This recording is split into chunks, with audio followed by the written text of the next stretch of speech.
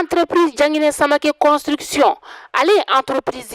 entreprise mini analendo malien de ni tungarange lafiyali kama sojoko la e maa min be no i ka dugukolo b'i bolo i b'a fɛ k'a jɔ ka sɔrɔ i ma tɔɔrɔ i ma degun ni ka a sɔrɔ a la i jigi kɛ entreprise DSC Construction ale a bɛ nimisi wasa ni ka o d'i ma dugukolo b'i bolo a plan bɔcogo o t'i kɔnɔ entreprise Jangine Samake Construction bɛ so plan ni ka olu bɔ BTP u b'o kɛ o bɛ topographie ni ka o fɛnɛ kɛ o t'a bannen dɛ e maa min bɛ yen nɔ ko so jɔlen bannen b'i bolo luwansew de b'a kɔnɔna la i tɛ fɛ i ni luwansew ka se ɲɔgɔn ma so sarako la o tuma la entreprise Jangine Samake Construction bɛ taa i ka so luwansew minɛ ni ka n'a d'i ma fo i sigiyɔrɔ la ka sɔrɔ i ma gɛlɛya ni ka o sɔrɔ a la aw maa minnu fɛnɛ bɛ yen nɔ aw bɛ fɛ k'aw ka so k'a jɔ ka kɛ villa simple ye k'a kɛ étage duplex ye ka plan ɲɛnamaba bɔ a la entreprise Jangine Samake Construction u nalen don o bɛɛ lajɛlen kama o tuma la sa aw bɛ ka mun de kɔnɔ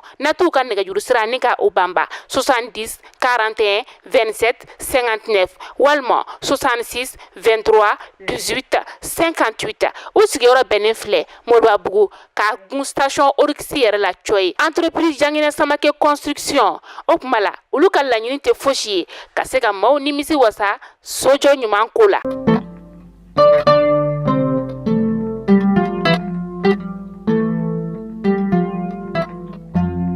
Jumala November kalo tile 15 san 2024 amunu be kan lajɛ Mali kɔnɔ Mali kɔ kan aw barajiralen foli do ka daw ka wagati o cogoya kan aw bisimila bi Mali kunnafoni ka bamanankan o kunnafoni olu kɛnɛ kan.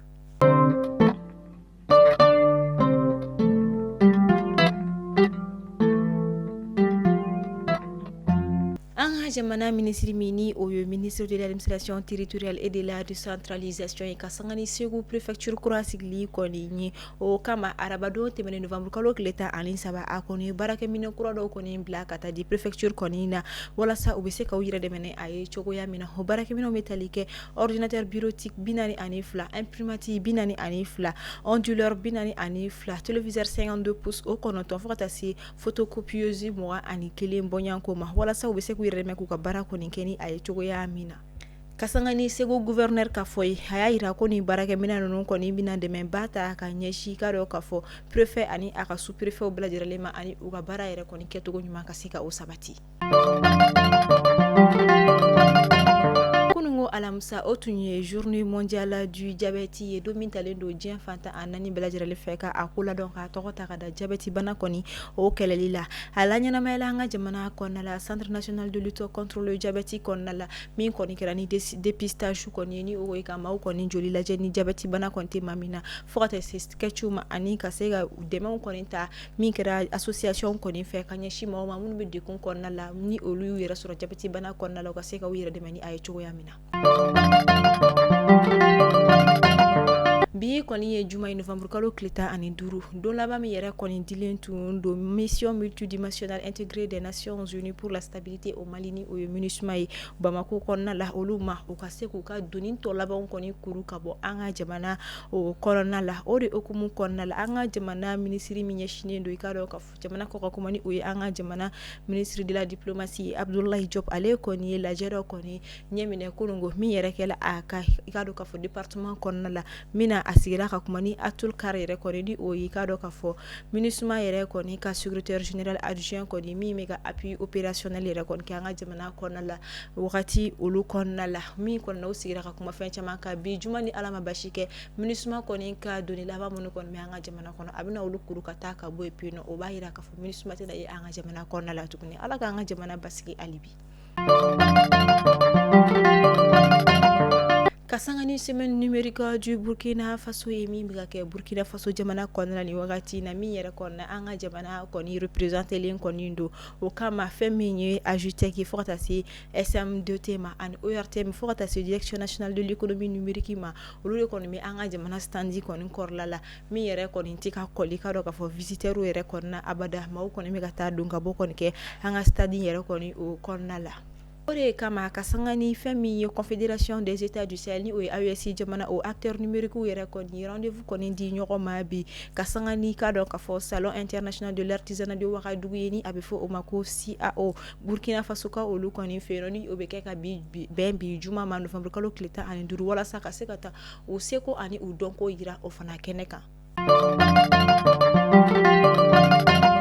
Issa Kaojim Kasangani Alega Minali Konya Okoni, Aïra la Femi, Conseil supérieur de la communication, ni Okoni, sur SC, Burkina Faso, Kaufenoni, ou Luka Kunafoni, du Yoro Koni, Belajalen Koni, Kanyamaya Sobaye, Olude Koni, plenty Tarana, plenty déposé, haute autorité de la communication, ni Oui Aki, Anga Jamana Kunafoni, du So Bela Nyamaya Soba, Okona, Kasangani Issa Kaojim, Kuma Faratiden do Koni Foli, Kanyashi Uka Jamana Nyama Koni Ma, Walma Uka Jamana Ere Koni Ma, Kadaka, Kasangani Issa Kaojim Ka Mukando koni temeli mi kera Juliba TV sanfela la aye ayira ka kuma konna la ko kuma mi yere fora ni ode ko ka milliard duru di militaire ma ku kwata kudita koni ke jamana nyema konna aya la nyini ka okuma nunu koni ngalontigi ya wali maka okuma nunu ko ke kuma na marale olu koni mi yere koni na plenty deposera akama kada ka ira la ka foko akani kuma nunu be se kata ke na foko muke boli wali ma nyakari boli kuma wali ma abese ka ke kuma were ka ma were koni akli nyagami kasangani kuma jele munu koni fora ni ni kunafonia nyune kasangani jamana nyama ka kudita ko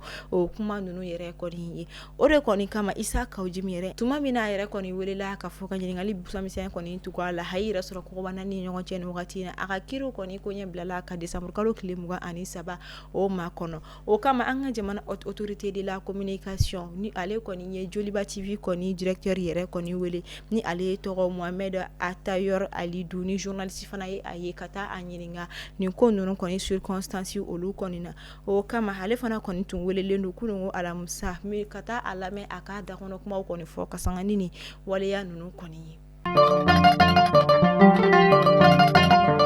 farikolo ɲɛnajɛ binaku ka fɛn min ye a kunnafoniya kɔni dira ka sanga ni an ka jamana minisiri ɲɛsinnen don sifinnakaw ma ani farikolo ɲɛnajɛ koɲɛw kɔni ma ko an ka jamana kɔni ye sefa wari miliyɔn 500 de kɔni labɔ min kɔni bɛna se ka kɛ ka juru kɔni sara min kɔni bɛ an ka jamana samatasɛgɛ kɔni wa fédération ni ɲɔgɔn cɛ ni o kɔni u ka sara minnu kɔni bɛ ni o ma di walasa juru kɔni bɛ se ka ban pewu cogo min na u bɛ se ka baaraw kɔni daminɛ ka ɲɛ ani ka se ka ɲɛtaga kɔni ani jijaw o sabati cogoya min na walasa jaabi ɲuman bɛ se ka sɔrɔ an ka senandola ciko ta o fanfɛla fɛ cogoya min na.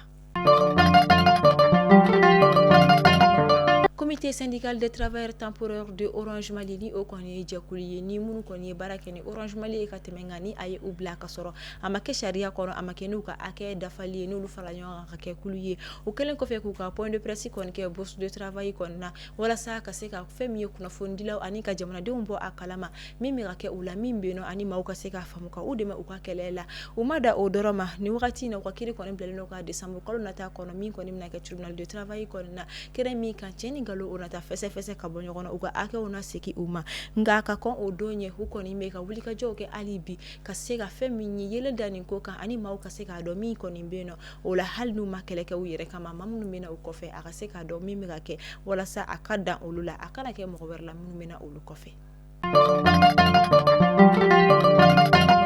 Mali kunnafoni bɔlɔlɔ sira lajɛbagaw aw tulo garisɛgɛ kɛra ni kunnafoniya dama dama de ye bi an b'a fɔ aw ni ce a ka lamɛnli ko ɲuman na aw k'an bɛn sini sibiri ni ala ma basi kɛ ni aw la ala k'an ka jamana basigi ka juma timɛ ko ɲuman di an bɛɛ lajɛlen ma ala ka batow minɛ